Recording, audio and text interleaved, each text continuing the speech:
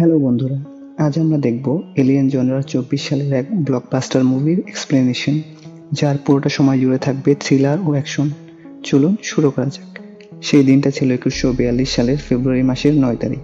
আমরা মহাকাশে একটি স্পেস ক্রাফট, যার নাম ছিল নস্ট্রোমো, তার একটা রেকেজ দেখতে পাই।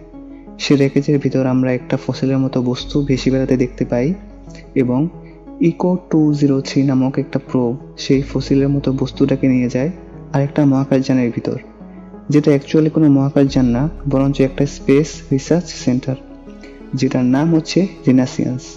তো সেখানে সেই ফসিলের মতো জিনিসটাকে নিয়ে যাওয়া হয়, যেটাকে সায়েন্টিস্টরা লেজারের মাধ্যমে কাটে এবং সেটার কিছু টুকরোকে সেখান থেকে নিয়ে চলে যায়। পরে যখন ফসিলের ভিতরের অংশটা দেখানো হয়, তখন বোঝা যায় যে সেখানে কোনো একটা জন্তু বা জানোয়ার কিংবা ভয়ানক এলিয়েন টাইপের কিছু চাপা পড়েছিল, যার স্ট্রাকচারটা ফসিলের মাঝে আমরা দেখতে পাই। এই এলিয়েন জন্তুটাকে আমরা জেনোমর্ফ নামে চিনি। সায়েন্টিস্টরা সেই ফসিলের টুকরো দিয়ে কিছু একটা বানানোর চেষ্টা করছিল, এতটুকু তো আমরা বুঝতেই পারছি। এবার আমরা যে সময়টা দেখি সেটা আগের দৃশ্যের 170 দিন পরের। এখানে আমরা দেখতে পাই যে রেন নামের একটা মেয়ে স্বপ্ন দেখছে যে সে একটা সুন্দর জায়গায় বসে সূর্যাস্ত দেখছে। তো তারা এই মুহূর্তে জ্যাকসন স্টার নামক মাইনিং কলোনিতে রয়েছে।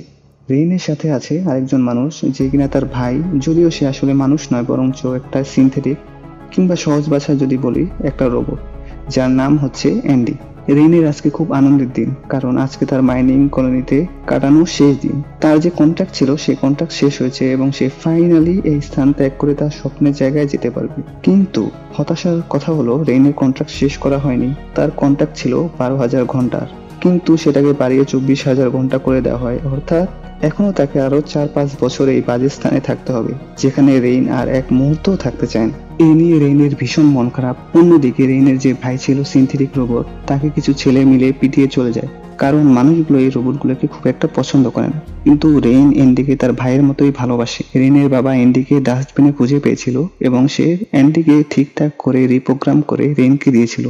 অ্যান্ডি খুবই ভালো, সে রেইনের সাথে সবসময় থাকে, রেইনকে পছন্দ করে। অন্যদিকে রেইনের খুব মন খারাপ, কারণ সে জঘন্য জায়গা থেকে বের হতে পারছে না। তখন রেইনকে তার এক্স বয়ফ্রেন্ড, যার নাম টাইলার, সে রেইনের সাথে কন্ট্যাক্ট করে এবং জানায় যে রেইনের সাথে তার ইম্পর্টেন্ট ডিসকাশন আছে। রেইন আর অ্যান্ডি তখন চলে যায় টাইলারের কাছে দেখা করার জন্য। সেখানে টাইলারের সাথে রয়েছে তার বোন, যার নাম হচ্ছে কে, যে কিনা প্রেগনেন্ট, টাইলারের কাজিন, যার নাম বিয়ন, ও তার দত্তক নেওয়া বোন নাভাডো। তারা সবাই মিলে সেখানে আলোচনা করছে যে কিভাবে তারা এই জঘন্য স্থান থেকে বের হবে, কারণ এই মাইনিং কলোনিতে ওয়ার্কারের অনেক অভাব। তাই তারা সহজে পারমিশন নিয়ে এখান থেকে বের হতে পারবে না। তাই তাদের এখান থেকে বের হতে হলে লুকিয়ে বের হতে হবে। আর তাদের কাছে এর জন্য একটা অসাধারণ সুযোগ রয়েছে। তাদের এই গ্রহের অরবিটে একটি ভাসমান মহাকাশযান তারা দেখতে পেয়েছে, যেটা সম্ভবত পরিত্যক্ত, কারণ তাতে কোনো মানুষ নেই, এরকমটাই তারা মনে করছে। তারা মনে প্রাণে বিশ্বাস করছে যে সেই পরিত্যক্ত মহাকাশযানের তারা কিছু পরিমাণ ফুয়েল পাবে, যেটা চুরি করে তারা এই জঘন্য স্থান থেকে পালিয়ে তাদের স্বপ্নের গ্রহে যাবে, যার নাম ইয়াভাগা বা Y13, যেটা স্বপ্ন রেইন মুভির শুরুতেই দেখেছিল। এবার সমস্যা হচ্ছে তাদের সেই শিপটাতে প্রবেশ করার জন্য কিছু অ্যাক্সেসের প্রয়োজন, কিন্তু সেটা তাদের কাছে নেই। শুধুমাত্র একজনের কাছে আছে, আর সে হচ্ছে অ্যান্ডি, কারণ অ্যান্ডি হচ্ছে সিনথেটিক আর তাদের বানানোই হয়েছিল এরকম শিপগুলোতে কাজ করার জন্য। কিন্তু রেইনের কাছে ব্যাপারটা রিস্কি মনে হয়, আর সে ভাবে যে তারা অ্যান্ডিকে ব্যবহার করতে যাচ্ছে, যেটা রেইন মেনে নিতে পারছে না। আর তখন সে রাগ করে সেখান থেকে বেরিয়ে যায়। রেইন তখন একটা মাইনারের হাতে একটি খাঁচা দেখতে পায়, যেখানে একটি পাখি বন্দী হয়ে আছে। রেইন পাখির মাঝে নিজেকে দেখতে পায় যে সে এই জঘন্য স্থানে পাখিটার মতো বন্দী হয়ে আছে এবং সে এখান থেকে মুক্ত হতে চায়। তাই শেষ পর্যন্ত রেইন তার বন্ধুদের সাহায্য করতে রাজি হয়। তো রেইন তার সব বন্ধুদের সাথে তাদের ছোট স্পেস শিপে চেপে রওনা হয়। যখন তারা সেই গ্রহের অরবিট থেকে বাইরে যাচ্ছিল, তখন রেইন এক অসাধারণ সূর্য দেখতে পায়, কেননা তাদের এই গ্রহ থেকে সূর্য দেখা খুবই কষ্টসাধ্য ব্যাপার। তবে ধীরে ধীরে তারা যখন সেই পরিত্যক্ত স্পেস ক্রাফটের কাছে যায়, তখন তারা বুঝতে পারে যে এটা কোনো সাধারণ স্পেস ক্রাফট না, বরঞ্চ একটা স্পেস স্টেশন, যার নাম হচ্ছে দ্য রিনাসেন্স। গল্পের শুরুতে যখন দেখছিলাম যে সায়েন্টিস্ট একটা ফসিল নিয়ে গবেষণা করছিল, সেটা এই স্পেস স্টেশনেই হয়েছিল। তো রেইনদের মিশন হচ্ছে স্পেস স্টেশনে প্রবেশ করা, সেখানে যে ক্রায়োপড আছে সেগুলোর কুলেন্ট চুরি করা এবং সেখান থেকে বেরিয়ে আসা। তবে তাদেরকে একটু সময়ের কথাও মাথায় রাখতে হবে, কারণ তাদের এই গ্রহের চারপাশে একটা অ্যাস্টেরয়েড বেল্ট আছে, আর স্পেস স্টেশনটা ভাসতে ভাসতে বেল্টের সাথে আঘাত করবে আর ধ্বংস হয়ে যাবে। তাদের হাতে তাদের মিশন কমপ্লিট করার জন্য 36 ঘন্টা সময় আছে মাত্র। তবে টাইলার বলে যে তাদের জন্য এটা যথেষ্ট সময়, কেননা তাদের মিশন কমপ্লিট করতে 1 ঘন্টারও বেশি সময় লাগার কথা না। তো টাইলার, বিয়ন ও অ্যান্ডি সেই বৃহৎ স্পেসশিপে প্রবেশ করে, যদিও স্পেসশিপের গ্র্যাভিটি জেনারেটর অফ করা ছিল, যার কারণে ভিতরে সবকিছু ভাসছিল, তাই তাদের আগে সেটা অন করতে হবে। অন্যদিকে শিপটা হয়তো কোনো কারণে ড্যামেজ হয়েছে, যার কারণে সেখানে একটা গ্র্যাভিটি পার্চ হচ্ছিল, অর্থাৎ কখনো গ্র্যাভিটি অন হচ্ছিল আবার কখনো অফ। তো তারা গ্র্যাভিটি জেনারেটর অন করে এবং নিরাপদে হেঁটে ক্রায়ো চেম্বারে প্রবেশ করে, কিন্তু দুর্ভাগ্যবশত সেখানে যথেষ্ট পরিমাণ ক্রায়ো ফুয়েল ছিল না, অর্থাৎ তাদের সবার সেই ইয়াবাগা গ্রহে যাওয়ার জন্য যে পরিমাণ ফুয়েল প্রয়োজন তা নেই। তো এখন তারা কি করবে? ঠিক তখনই টাইলার কিছুটা দূরে আরো একটি ক্রায়ো চেম্বার খুঁজে পায়, যেখানে ক্রায়ো ফুয়েল রয়েছে। তারা কিছুক্ষণ পর আলাদা একটা সেক্টর প্রবেশ করে, যেখানে তারা অদ্ভুত সব বস্তু দেখতে পায়, আর স্থানটা একটা ল্যাবের মতো মনে হচ্ছিল। তারা সেখানে চলতে চলতে একটা সিনথেটিক বা রোবটের বডির অংশ দেখতে পায়। এরপর তারা সেই স্থান পার করে ক্রায়ো চেম্বারে প্রবেশ করে। সেখানে তারা দেখতে পায় যে একটা ক্রায়ো চেম্বার, যেটা কিনা এখনো অ্যাক্টিভ রয়েছে। টাইলার দেখতে পায় যে সেখানে এত পরিমাণ ফুয়েল আছে যে তারা ইয়াবাগা গ্রহে পৌঁছানোর পরেও ফুয়েল থেকে যাবে। তখন তারা এত কিছু না ভেবে একটা ক্রায়ো ফুয়েল চুরি করার চেষ্টা করে। যখন তারা ফুয়েলটা চেম্বার থেকে বের করে, তখন একটা ইমার্জেন্সি প্রোটোকল চালু হয়ে যায়, আর চেম্বারের প্রবেশ করার দরজা লক হয়ে যায় এবং দরজা এমন ভাবে বন্ধ হয় যে অ্যান্ডি তার অ্যাক্সেস দিয়েও দরজা খুলতে পারছিল না। রেইন এবং নাভাডো তাদের বিপদ বুঝতে পেরে শিপে প্রবেশ করে তাদের সাহায্য করার জন্য। রেইন ভিতরে প্রবেশ করে অর্ধগলিত সিনথেটিকের বডি খুঁজে পায়, আর রেইন সেটা চেক করতে গেলে আবিষ্কার করে যে সেটা এখনো অ্যাক্টিভ আছে। আর রেইন ভেবেছে সিনথেটিকের কাছে হয়তো দরজার অ্যাক্সেস আছে, তাই যখন রোবটটির মাথা থেকে চিপ বের করতে যায় তখন সেটা রেইনের হাত ধরে ফেলে, কিন্তু রেইন যখন চিপটা বের করে নেয় তখন সেটা নিস্তেজ হয়ে যায়। এরপর রেইন সেই চিপ টাইলারের হাতে দেয় অ্যান্ডির মাথায় লাগানোর জন্য, যাতে অ্যান্ডি দরজা খোলার অ্যাক্সেস পায়। তখন টাইলার চিপটি অ্যান্ডির মাথায় ইনস্টল করে দেয়। এরপর অ্যান্ড্রয়েড সিস্টেম রিবুট নেয় আর অ্যাক্টিভ হওয়ার জন্য কিছুটা সময় লাগে, কিন্তু তারা ক্রায়ো ফুয়েল বের করে নেওয়াতেই সেই চেম্বারগুলোতে যে জন্তুগুলোকে ঘুম পাড়িয়ে রাখা হয়েছিল সেগুলো জেগে ওঠে। এই জন্তু বা এলিয়েনগুলোকে বলা হয় প্যারাসিডয়েডস। তো এই চেম্বারে থাকা কেউই বুঝতে পারেনি যে এগুলো জেগে গেছে, কিন্তু তাদের চলাচলের উপস্থিতি ঠিকই তারা টের পায়, বুঝতে পারে যে তাদের পায়ের কাছ দিয়ে কিছু চলে যাচ্ছে। ঠিক তখনই একটা প্যারাসিডয়েড বিয়নের উপর হামলা করে। একের পর এক প্যারাসিডয়েড তাদের উপর হামলে পড়ছিল, আর তারা প্রাণপণে সেগুলো থেকে বাঁচার চেষ্টা করছে। ততক্ষণে অ্যান্ডি জেগে ওঠে, আর তারপর তারা অ্যান্ডির সাহায্যে সেই দরজা খুলে বাইরে বেরিয়ে আসে। কিন্তু একটা প্যারাসিডয়েড দরজার ফাঁক দিয়ে বেরিয়ে নাভাডোর মুখে চেপে বসে। তারা তখন প্যারাসিডয়েডটাকে নাভাডোর মুখ থেকে ছাড়ানোর চেষ্টা করে, কিন্তু তারা যতই চেষ্টা করে ততই প্যারাসিডয়েডটা আরো শক্ত করে নাভাডোর গলা চেপে ধরে। তখন তারা উপলব্ধি করে যে এখানে জোর করে কিছু করতে গেলে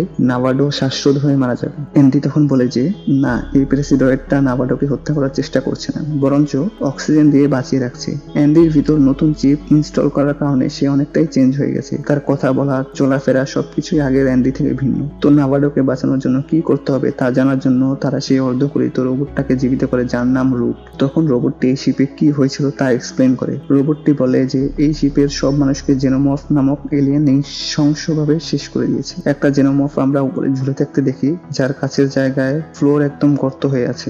জেনোমর্ফের রক্ত হচ্ছে শক্তিশালী অ্যাসিডের মতো, যা সবকিছু গলিয়ে দিতে পারে।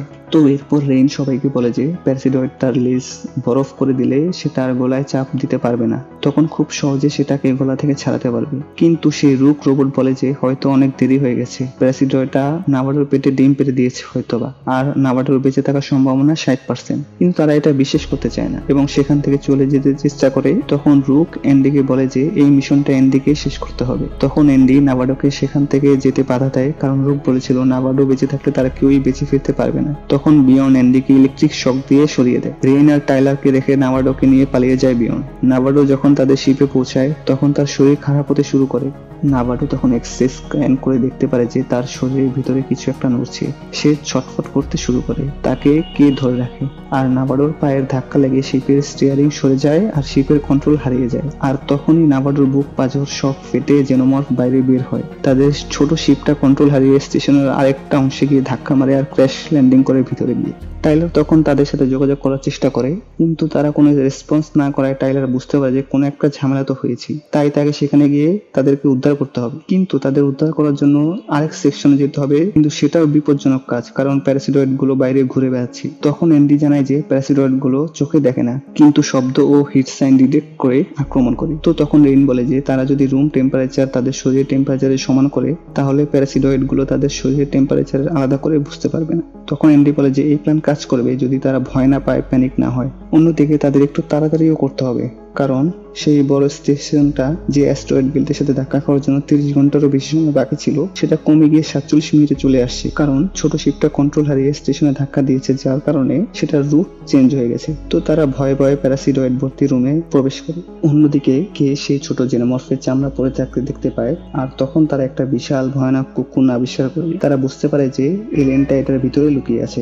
তখন বিয়র্ন ইলেকট্রিক শক দিয়ে সেটাকে মেরে ফেলতে চেষ্টা করে। এলিয়েনটার রক্ত নিচে পড়ে সব গলে যেতে থাকে, কিন্তু এলিয়েনটা তো মরলই না, বরং বিয়র্নকে লেজ জায়গা করে চোখে। আর কুকুনের ভিতর থেকে এলিয়েন তার সেই ভয়ানক অ্যাসিড বিয়র্নের গায়ে ফেলতে থাকে। এতে করে বিয়র্ন মারা যায়। তখন কে দরজা দিয়ে পালানোর চেষ্টা করে, কিন্তু দরজা বন্ধ থাকায় সে আটকা পড়ে।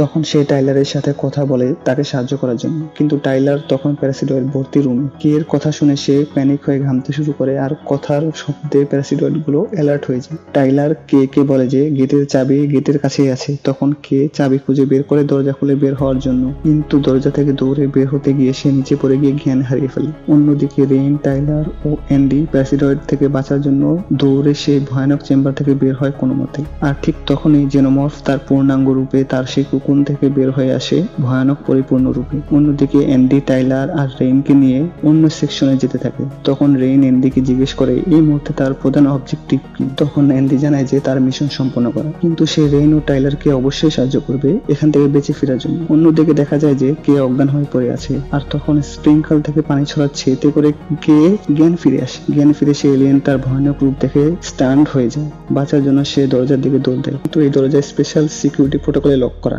আর ঠিক তখনই টাইলার গিয়ে সেখানে পৌঁছায়। টাইলার পিছনে এলিয়েনটাকে দেখে অ্যান্ডিকে বলে দরজা খুলে দিতে, কিন্তু অ্যান্ডি দরজা খুলে দিতে গিয়েও থেমে যায়। তখন টাইলার অ্যান্ডির হাত পা ধরে যাতে দরজা খুলে দিয়ে কে বাঁচায়, কিন্তু অ্যান্ডি বলে যে সে এখন দরজা খুললে তারা কেউই বাঁচবে না। আর ঠিক তখন এলিয়েনটা কে অ্যাটাক করে আর ধরে নিয়ে চলেছে। তখন অ্যান্ডি তাদের সবাইকে তার গন্তব্যে নিয়ে চলছে। কিছুক্ষণ পর তারা একটা অদ্ভুত ল্যাবে এসে পৌঁছায়। তারা সেখানে অদ্ভুত সব বস্তু দেখতে পায়। তখন সেই স্পেস স্টেশনের রোবট রুক সবকিছু তাদের কাছে এক্সপ্লেইন করে যে এখানে তারা মানব জাতির ভবিষ্যৎ নিয়ে গবেষণা করেছে। মানব জাতি এই মহাবিশ্বের টিকে থাকার জন্য খুবই দুর্বল, তাই তারা এই এলিয়েনদের অসাধারণ সার্ভাইভ করার ক্ষমতাকে মানুষের মাঝেও অ্যাপ্লাই করতে চায়। তারা একটা ইঁদুরের উপর পরীক্ষা করে সফল হয়েছে, কিন্তু এই এলিয়েনদের জিন সম্মিলিত লিকুইড এখনো আরো ডেভেলপ করা লাগবে। আর তাই অ্যান্ডি যাতে এটি নিয়ে যায় সাথে করে সায়েন্টিস্টদের কাছে পৌঁছে দেওয়ার জন্য। তো এই লিকুইড নিয়ে জীবিত বের হতে হলে সেই এলিয়েনদের সাথেও তাদের ফাইট করতে হবে। তাই অ্যান্ডি তখন তাদেরকে আর্মরি থেকে স্পেশাল গান বের করে দেয়। টাইলার তখন রেইনকে কিভাবে সেই স্পেশাল গান ব্যবহার করতে হবে ও এটা স্পেশাল ফিচার যে অটোমেটিক এইম সেটা কিভাবে কাজ করে তাও দেখিয়ে দেয়। তো তারা সেই স্পেশাল লিকুইড আর গান নিয়ে সেখান থেকে বের হয়, কিন্তু তারা তখন খেয়াল করেনি যে ইঁদুরটি কি বিভৎস হয়ে গেছিল আর পরে মারাও গেছিল। তো তারা বের হয়ে এমন এক জায়গায় পৌঁছায় যে সেটা পুরো এলিয়েন গুলোর আস্তানা ছিল। তখন তারা মানুষের আর্তনাদের শব্দ শুনতে পায় সেই আস্তানার ভিতর। তখন টাইলার আর রেইন কোথা থেকে সেই আর্তনাদ আসছে তা খুঁজতে শুরু করে। খুঁজতে খুঁজতে টাইলার কে আহত অবস্থায় খুঁজে পায় আর সেখান থেকে উদ্ধার করে। কে এর অবস্থা খুবই শোচনীয় ছিল। তো তাকে বাঁচানোর জন্য অ্যান্ডি সেই স্পেশাল এলিয়েন প্যাথোজেনটা তার শরীরে ইনজেক্ট করার জন্য দেয়। তবে রেইনের সেটার উপর ভরসা হচ্ছিল না, তাই সে সেটাকে ইনজেক্ট করতে বাধা দেয়। কিন্তু তারা কেউই খেয়াল করেনি যে ভয়ানক এলিয়েনটা তাদের পিছনে অপেক্ষা করছিল সে সময়। তখন সেই এলিয়েনটা টাইলারকে লেজ দিয়ে আঘাত করে টেনে উপরে নিয়ে যায় এবং অ্যান্ডিকে ধাক্কা দিয়ে ফেলে যায়। তো রেইন কে বাঁচানোর জন্য একটা লিফটের ভিতর নিয়ে যায় সেখান থেকে পালিয়ে। আর লিফটের ডিসপ্লেতে রেইন অ্যান্ডিকে অসহায় অবস্থায় পড়ে থাকতে দেখতে পায়, আর সে প্রচন্ড কষ্ট পায় তা দেখে সে তখনই সিদ্ধান্ত নেয় যে সে অ্যান্ডিকে উদ্ধার করবেই। তাই সে লিফট থামায় এবং রেইনের সেই প্যাথোজেনটা কে এর হাতে দিয়ে বলে যাতে সে তাদের সেই ছোট স্পেসশিপে গিয়ে অপেক্ষা করে নিরাপদে। রেইন তার স্পেশাল গান হাতে নিয়ে লিফট থেকে নেমে পড়ে অ্যান্ডিকে উদ্ধার করার জন্য। অ্যান্ডির কাছে এসে সে অ্যান্ডির মাথা থেকে রুকে চিপ বের করে নেয় আর অ্যান্ডির পুরাতন চিপটা দিয়ে অ্যান্ডিকে রিসেট করে ফেলে। তো যখন তারা সেখান থেকে পালাতে যাবে তখন সেই রোবট রুক তাদের যাওয়ার রাস্তা বন্ধ করে দেয় আর তারা সেখানে আটকা পড়ে যায়। তখন সেখানে সেই জেনোমর্ফ এলিয়েন গুলো চারদিক থেকে তাদের দিকে আসতে থাকে। আর ঠিক তখনই রেইন একটা বুদ্ধি বের করে আর শিপে গ্র্যাভিটি জেনারেটর বন্ধ করে দেয় আর সব কিছু তখন শূন্যে ভাসতে শুরু করে। তখন রেইন তার হাতে থাকা গান দিয়ে এলিয়েন গুলোকে মারতে শুরু করে, কিন্তু এলিয়েন গুলোর গায়ের যে অ্যাসিড ছিল সেটি গ্র্যাভিটির অভাবে শূন্যেই ভাসতে থাকে।